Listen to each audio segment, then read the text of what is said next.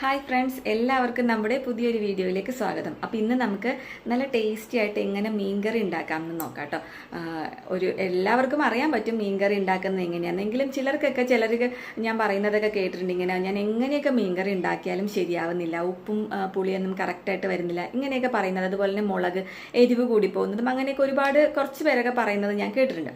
അപ്പോൾ അവർക്കൊക്കെ വേണ്ടിയിട്ടാണ് ഇന്നത്തെ വീഡിയോ. പിന്നെ അത് മാത്രമല്ല കേട്ടോ, ഇപ്പോൾ തേങ്ങയ്ക്കൊക്കെ ഭയങ്കര വിലയാണല്ലോ. അപ്പോൾ എപ്പോഴും തേങ്ങ അരച്ച് കറി വെക്കുന്നത് കുറച്ച് പേർക്കൊക്കെ ബുദ്ധിമുട്ടായിരിക്കും. അപ്പോൾ നമുക്ക് തേങ്ങ അരയ്ക്കാണ്ട് എങ്ങനെ നല്ല ചാറോടുകൂടി ടേസ്റ്റായിട്ട് നല്ല ഉപ്പും പുളിയൊക്കെയുള്ള നല്ലൊരു അടിപൊളി മീൻകറി എങ്ങനെ ഉണ്ടാക്കുന്നു എന്ന് നമുക്ക് നോക്കിയിട്ട് വരാം. അപ്പോൾ എല്ലാവർക്കും നമ്മുടെ വീഡിയോ ഇഷ്ടപ്പെടുകയാണെങ്കിൽ ഒന്ന് ലൈക്ക് ചെയ്യുക, ഷെയർ ചെയ്യുക, അതുപോലെ തന്നെ വീഡിയോ മുഴുവനായിട്ടും കാണണം കേട്ടോ.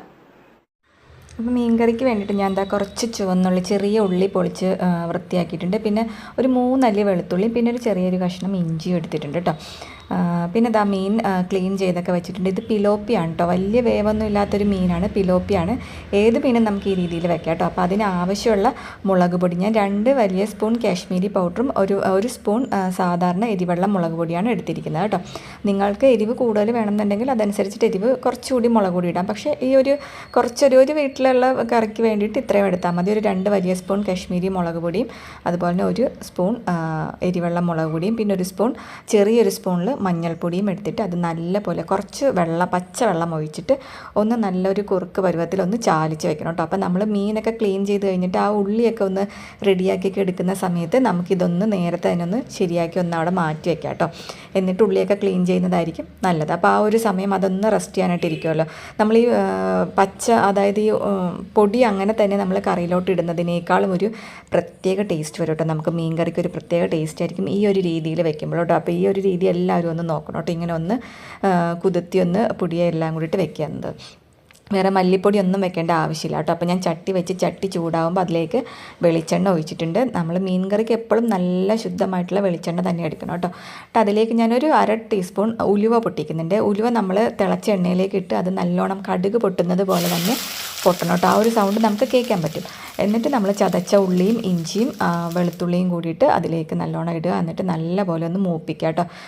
അതിൻ്റെ ഒരു പച്ചമണം, ആ ഉലുവയുടെ മണവും അതുപോലെ തന്നെ ഇതിൻ്റെ ആ ഒരു പച്ചമണമൊക്കെ മാറുമ്പോൾ നല്ലൊരു സ്മെല്ല് വരും കേട്ടോ. അത് നമുക്ക് അറിയാൻ പറ്റും. എന്നിട്ട് നമുക്ക് അതിലേക്ക് 2 പച്ചമുളക്, നമ്മൾ എരിവെള്ളം മുളക് പൊടി ചേർത്താണ്. അപ്പോൾ അതുകൊണ്ട് ഞാൻ 2 പച്ചമുളകേ ചേർക്കുന്നില്ല. എനിക്ക് ഒരുപാട് എരിവ് ഇഷ്ടമല്ല, പക്ഷെ എന്നാലും കറിക്ക് നല്ല കളറും ആ ഒരു ഇതും എനിക്ക് വേണം കേട്ടോ. അപ്പോൾ അതുകൊണ്ട് ഞാൻ 2 പച്ചമുളകും പിന്നെ കറിവേപ്പിലയും കൂടി ചേർത്തിട്ട് നല്ലപോലെ ഒന്ന് വഴറ്റി കൊടുക്കട്ടെ. അതിൻ്റെയൊക്കെ ആ ഒരു വെള്ളത്തിൻ്റെ ആ ഒരു ഇതൊക്കെ മാറുന്നത് വരെ നല്ലോണം വഴറ്റുക. അപ്പോൾ ആ സമയത്ത് നമ്മൾ ഒരു അരപ്പ് റെഡിയാക്കി വെച്ചിരുന്നല്ലോ, മുളകും മഞ്ഞളും ചാലിച്ച് വെച്ച്, അതുകൂടി എനിക്ക് ക്യാമറയിൽ എടുക്കാൻ പറ്റിയില്ല കേട്ടോ. അപ്പോൾ ആ ഒരു കൂട്ടുകൂടി അതിലോട്ട് ചേർത്തിട്ടുണ്ട്. എന്നിട്ട് വെള്ളമൊന്നും ചേർക്കരുത്. നമ്മളത് നല്ലപോലെ ഒന്ന് അതിൻ്റെ എണ്ണയൊക്കെ നല്ലോണം തെളിയുന്നത് വരെ നമ്മൾ നല്ലോണം വഴറ്റി കൊടുക്കുക കേട്ടോ. ലോ ഫ്ലെയിമിലിട്ടിട്ട് വേണം വഴറ്റി കൊടുക്കാനായിട്ട്. അങ്ങനെ ആ ഒരു മണമൊക്കെ മാറി നല്ലൊരു മുളകിൻ്റെ മണമൊക്കെ വന്നു കഴിയുമ്പോൾ അതിലേക്ക് ഒരു ചെറിയൊരു തക്കാളി കൂടി ഞാൻ ചേർത്തിട്ടുണ്ട് കേട്ടോ. അങ്ങനെ ആ ഒരു ചെറിയ തക്കാളി ഒരുപാട് അങ്ങ് ഉടഞ്ഞൊന്നും പോകണ്ട. അത്യാവശ്യം ഒന്ന് വാടി കഴിയുമ്പോൾ നമുക്കതിലേക്ക് ആവശ്യത്തിനുള്ള വെള്ളം ഒഴിച്ചു കൊടുക്കാം. അപ്പോൾ ഞാനിന്ന് എടുത്തിരിക്കുന്ന മീൻ പിലോപ്പിയാണ്. പിലോപ്പി കരിമീൻ പോലെയുള്ള മീനിനൊന്നും ഒരുപാട് വേവ് ഉണ്ടാവില്ല കേട്ടോ. അത് പെട്ടെന്ന് തന്നെ വെന്ത് കിട്ടുന്നു. തിളച്ചൊരു 10 മിനിറ്റ് കഴിയുമ്പോൾ തന്നെ അത് വെന്ത് പോകുന്നതാണ്. അപ്പോൾ അതുകൊണ്ട് ഒരുപാട് വെള്ളം ചേർക്കേണ്ട ആവശ്യമില്ല. അതിന് വേവുന്നതിനൊന്ന് തിളച്ചൊരു 10 മിനിറ്റ് വെള്ളമേ വേണ്ടൂ. അപ്പോൾ അതിനനുസരിച്ചിട്ടുള്ള വെള്ളം ചേർത്താൽ മതി കേട്ടോ. പിന്നെ നമുക്ക് ഗ്രേവി ഒരുപാട് വേണം എന്നുണ്ടെങ്കിൽ എനിക്ക് അത്യാവശ്യം ഗ്രേവി വേണമായിരുന്നു. അതുകൊണ്ടാണ് ഞാൻ കുറച്ചുകൂടി വെള്ളം ചേർത്തത്. അതിലേക്ക് ഞാൻ 2 കൊടംപുളി ഇട്ടിട്ടുണ്ട്. കൊടംപുളി കുതിർത്തിയൊന്നുമില്ല, ജസ്റ്റ് ഒന്ന് കഴുകിയിട്ടാണ് ഞാൻ ഇട്ടത്. നല്ല കൊടംപുളി ആയതുകൊണ്ടിട്ട് ഞാൻ 2 കഷ്ണം ഇട്ടിട്ടുള്ളൂ.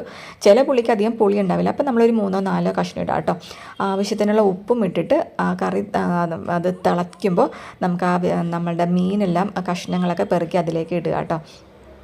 നല്ല വേവുള്ള മീനാണെങ്കിൽ നമ്മൾ ലോ ഫ്ലെയിമിലൊന്ന് വെക്കണം. ഇതിപ്പോൾ പിലോപ്പിയൊക്കെ ആകുമ്പോഴത്തേനും അധികം വേവൊന്നും ഉണ്ടാവില്ല. അപ്പോൾ അതൊന്ന് തിളച്ചൊന്ന് ഒരു 10 മിനിറ്റ് നമ്മൾ ഒന്ന് ആ തീ ഒന്ന് കൂട്ടി തന്നെ വെച്ചാൽ മതി. ഒരു മീഡിയമിലോ അല്ലെങ്കിൽ നല്ല ഫ്ലെയിമിലോ വയ്ക്കാം. ഒത്തിരി ലോവിൽ അങ്ങോട്ട് പൊടിച്ച് കളയേണ്ട ആവശ്യമില്ല. ഈ മീനൊക്കെ എന്ന് വെച്ചാൽ പെട്ടെന്ന് പൊടിഞ്ഞു പോകും. ഒന്ന് വെന്ത് കഴിയുമ്പോൾ തന്നെ പെട്ടെന്ന് പൊടിഞ്ഞു പോകുന്ന മീനാണ്. അപ്പോൾ ഞാൻ ഈ മീനെല്ലാം തന്നെ അതിലിട്ടിട്ടുണ്ട് കേട്ടോ.